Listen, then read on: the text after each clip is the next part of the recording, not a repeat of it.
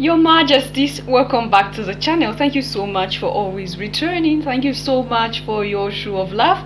Thank you so much for all that you do for this community to keep growing. Hope you're well in all your ways and you're loving yourself and others like always, and you are living your life according to your own way, and you're being fulfilled, Your Majesties, because it is important that you're fulfilled as we journey through this life struggles. All right, today I want to take you to the Bible. Again, yes, Your Majesty, because I think it's a very serious part of our life that I don't think we should joke with it at all. We should know the reasons why things are the way they are. We have the right to know why they are the way they are. You know, most of the times we keep asking ourselves, like I keep asking the Lord for something. I keep seeking the face of the Lord for something, and it seems it's not working. It seems it's not happening. I'm tired of being faithful to the Creator. I'm tired of being good. I'm tired of meditating and thinking about my life in a positive way. Like, I'm tired of forging that connection with the divine. A lot of us get tired along the way. A lot of us get frustrated along the way. And do you know the reason why, Your Majesties? Because the way we are asking, it's not the way we should have been asking. And that is why the road seems so tough that sometimes you ask yourself, why is it that those who seem to be very, very into doing good, those who seem to have conscience and think twice about all they do, those who seem to invite the Creator in all they do, always have problems? Remember, it is said, ask and you shall be given, seek and you shall find, knock and the door shall be open. Now, how do we ask? How do we ask?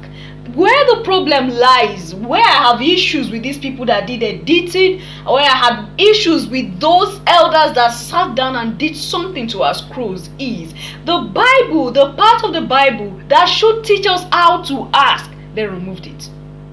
And that is why you see, when we keep saying that the Bible is incomplete, when we keep saying that these people removed some parts on purpose, because this part that was removed, they have it in their archives. Till today as we speak, Your Majesties, they have it there. Now, it is said in other parts, you should ask whatever you need from the Father. You should, what you need to do, the only job you have to do as a melanated is to just open your mouth and ask. Now, the part which teaches us how to ask was removed. Now, when you study the Gospel of Thomas to some extent, you will discover that it is everything about you as a person and the connection you forge with divinity. It teaches you how to ask, Your Majesty. That's what I'm trying to say. It teaches you how to ask. The way you're going to ask, believing that it has already happened. All right? Let's check this out. How many have heard of the lost Gospel of Thomas? The lost Gospel of Thomas. Some of you have heard of that text. Very powerful text. The lost Gospel of Thomas is powerful because it is believed to be the actual words of Jesus as he was teaching those around him how to use the power of human emotion in his life. And if the indigenous people know it, and if the ancient people know it, why don't we know it? What happened to our knowledge? This is a very good question. And the answer is this. In our Western tradition, and when I say Western, I'm assuming that we are of the Judeo-Christian tradition, is what I'm talking about here. There was a time when this field and the language of emotion was part of our tradition. It was in our texts until the 4th century, the year 325 AD. In the year 325, something happened. Our texts were edited and we lost tremendous amounts of information. The Emperor Constantine, in the early Christian church, with the early Christian Bible had to make decisions. What information do we include? What information do we exclude?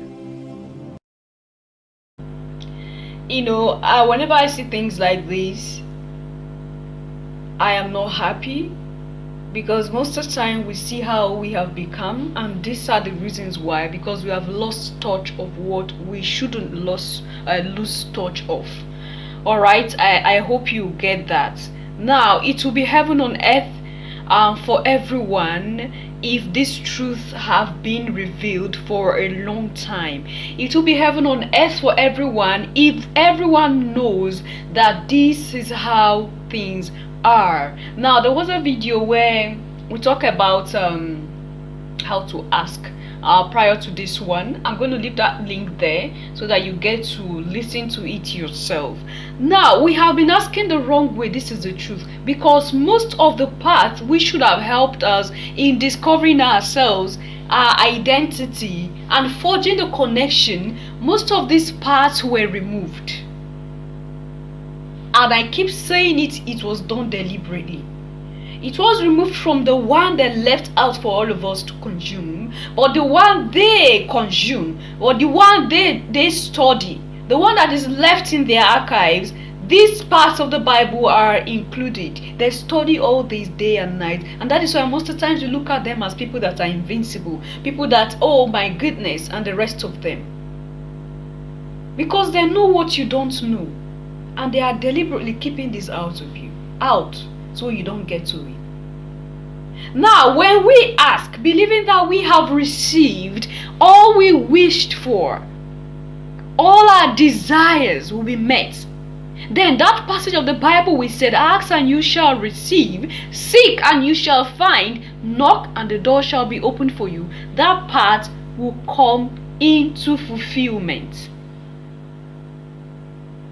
Because most of the times when you study the Bible to some point, and then you ask yourself, but why is it that I have been asking all these years, nothing has happened? Why is it that I have been trying my best to seek and have not found? Why is it that I've been using all my strength to knock on the door and it has never been opened for me? You need to know that in all that you do not exclude yourself. You as a person, you are very important to everything that happens to you. And nothing happens in your life without your permission, your majesties. Because you need to will it from your heart. You need to accept it from your heart. You need to believe from your heart that yes and amen, it has come to pass. And what you wished for, what you prayed for, what you asked for, what you are seeking will just be right there for you. It's not magic, your majesties. It's not magic. And that is why I keep saying this, that the Bible is incomplete deliberately. They know what they do. All those elders who sat and removed and added what they want to add. And do you know why? Because they worked hand in hand with those who are in control of this world. The so-called church leaders were working with those who were controlling the world. Like someone would say, the Roman Empire never ended. It continued in form of a church. And whether we take it or leave it, we are still being controlled. What do you think about this?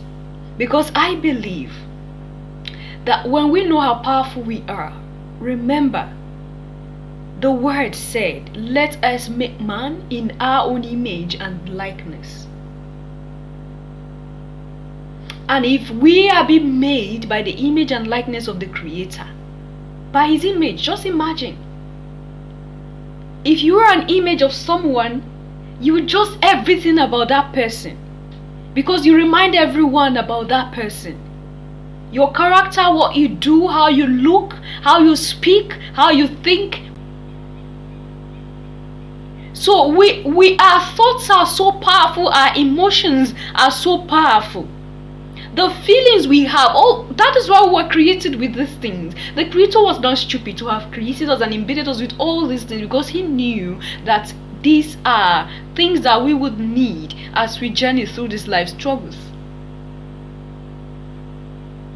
Anyway, Your Majesties, I don't want to digress in any way. Leave your comment and thought there at the section, and I will see you in my next one. I just hope you get something out of this, and that thing is that you are powerful beyond imagination. Like, you are so powerful. You are powerful. Your thoughts are powerful. Your emotions are powerful, and that is why it is right that you speak positivity into your life. Your beliefs is important. What you believe in is important, because that is what works for you. Who do you believe in? What do you believe in? Then, when you begin to ask yourselves these questions, a lot of things start coming into place, and you forge connection with nature. Alright, love yourself, love others. Stay safe, stay positive. Always, Your Majesties. Always. Bye for now.